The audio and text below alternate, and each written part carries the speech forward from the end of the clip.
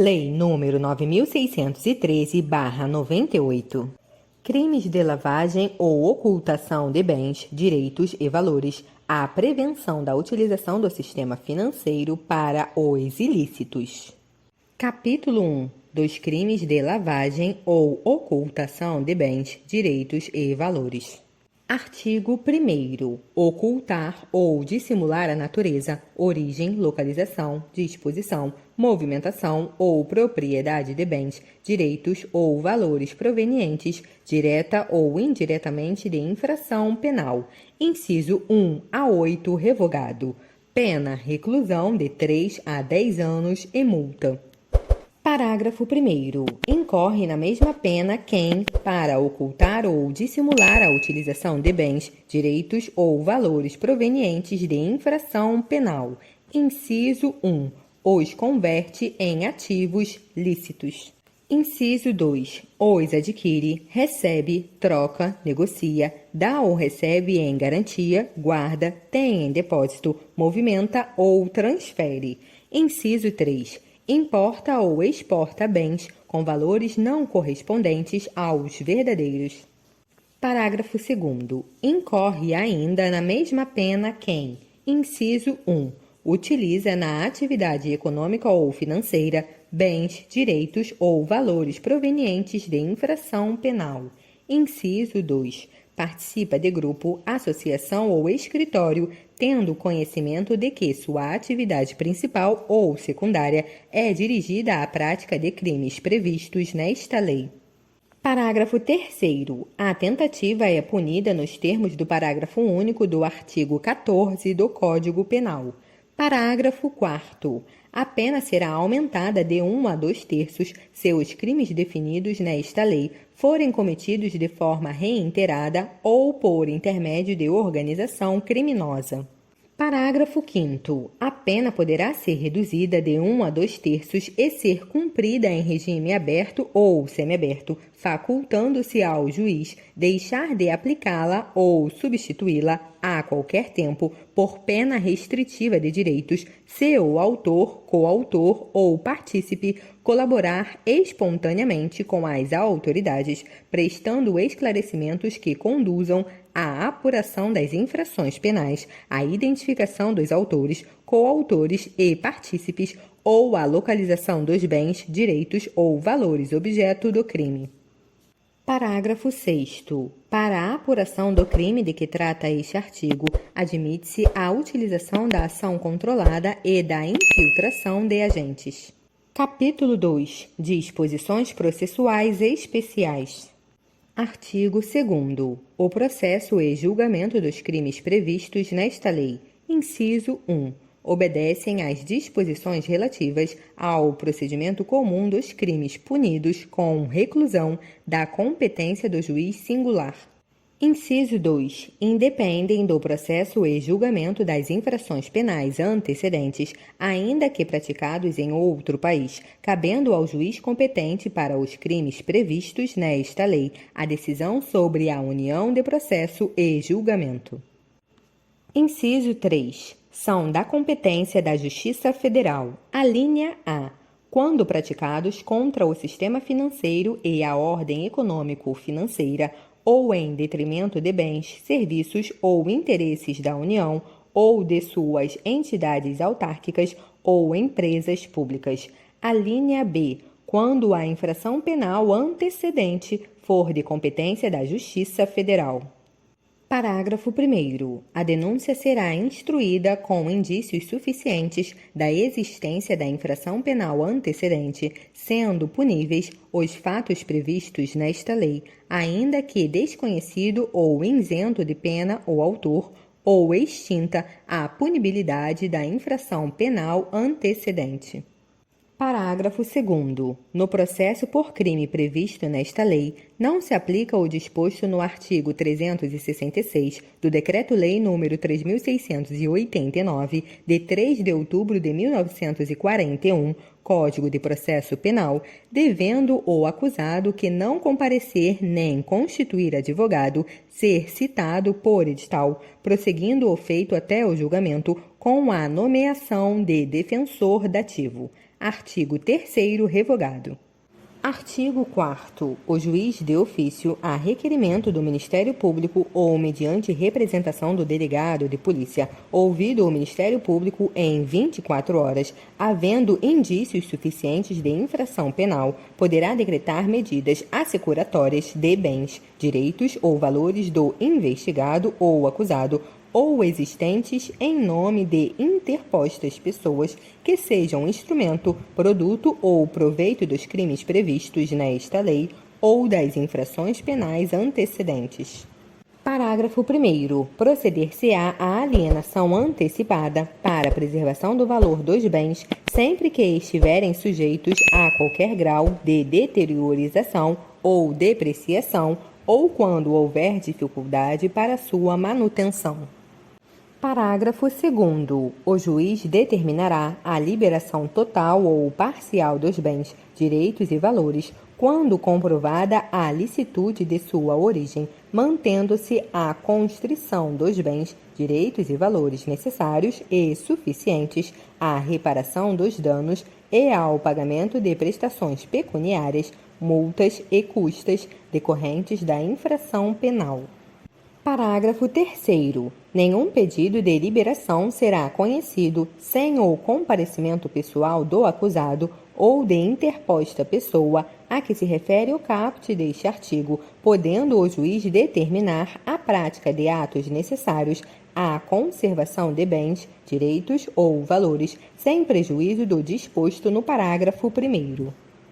Parágrafo 4º. Poderão ser decretadas medidas assecuratórias sobre bens, direitos ou valores para reparação do dano decorrente da infração penal antecedente ou da prevista nesta lei ou para pagamento de prestação pecuniária, multa e custas.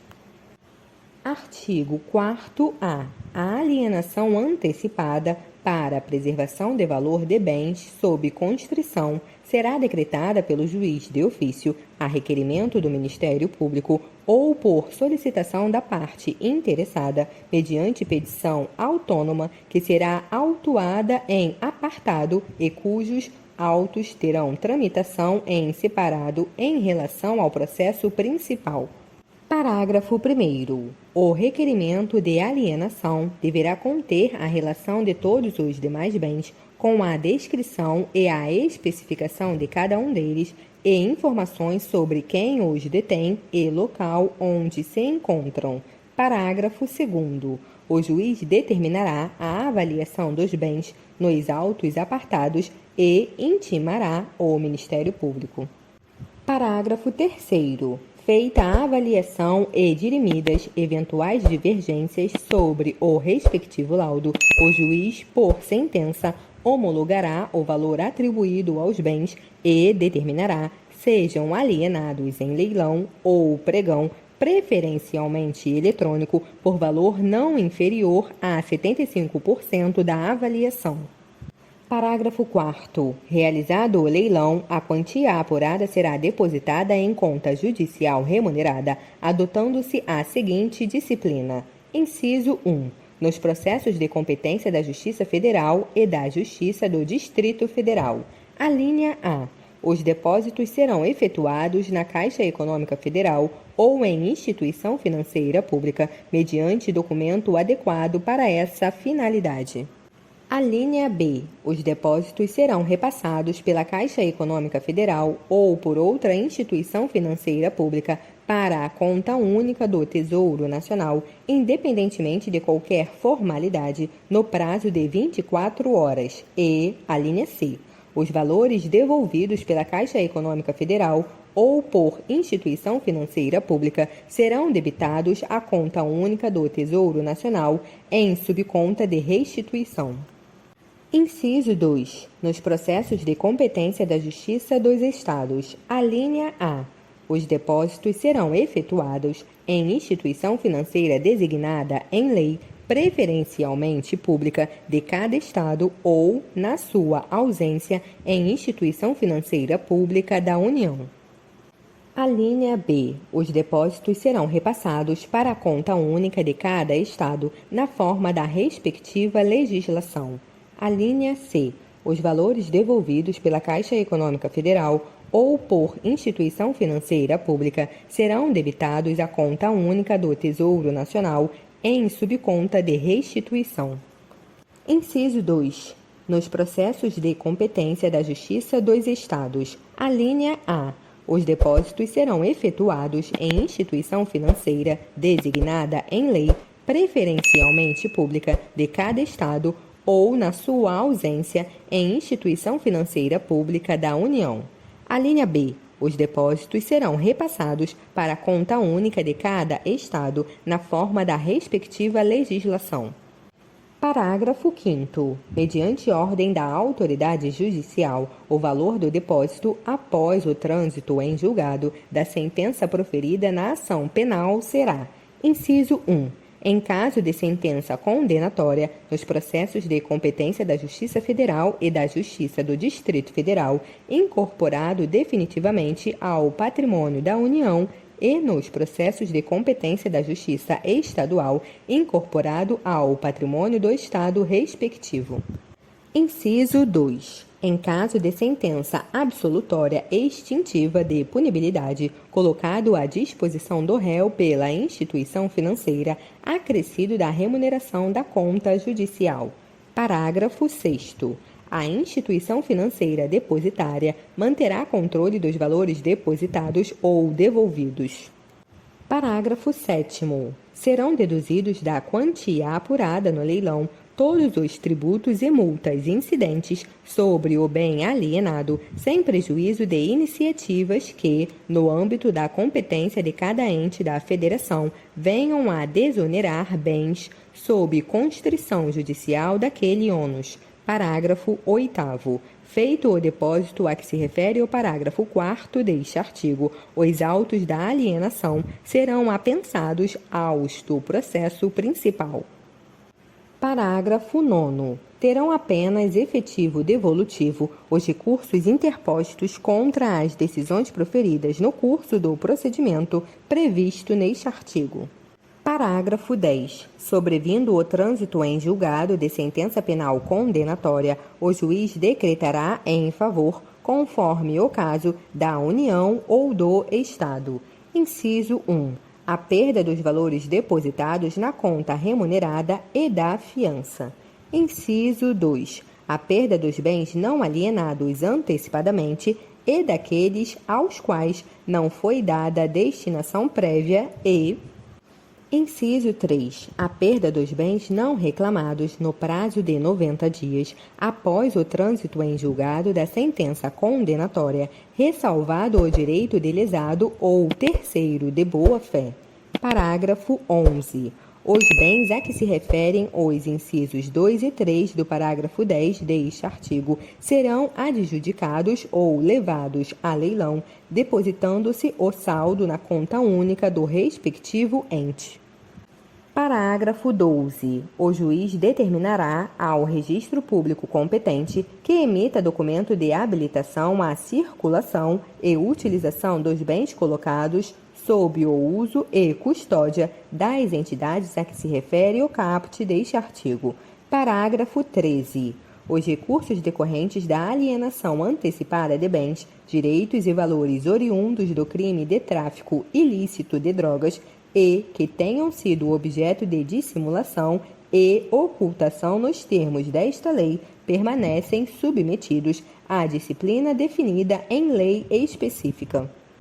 Artigo 4º. A ordem de prisão de pessoas ou as medidas assecuratórias de bens, direitos ou valores poderão ser suspensas pelo juiz, ouvido o Ministério Público, quando a sua execução imediata puder comprometer as investigações. Artigo 5º. Quando as circunstâncias o aconselharem, o juiz, ouvido o Ministério Público, nomeará pessoa física ou jurídica qualificada para a administração dos bens, direitos ou valores sujeitos a medidas assecuratórias mediante termo de compromisso. Artigo 6º. A pessoa responsável pela administração dos bens. Inciso 1. fará jus a uma remuneração fixada pelo juiz, que será satisfeita com o produto dos bens objeto da administração. Inciso 2. Prestará, por determinação judicial, informações periódicas da situação dos bens sob sua administração, bem como explicações e detalhamentos sobre investimentos e reinvestimentos realizados. Parágrafo único. Os atos relativos à administração dos bens sujeitos a medidas assecuratórias serão levados ao conhecimento do Ministério Público, que requererá o que entender cabível.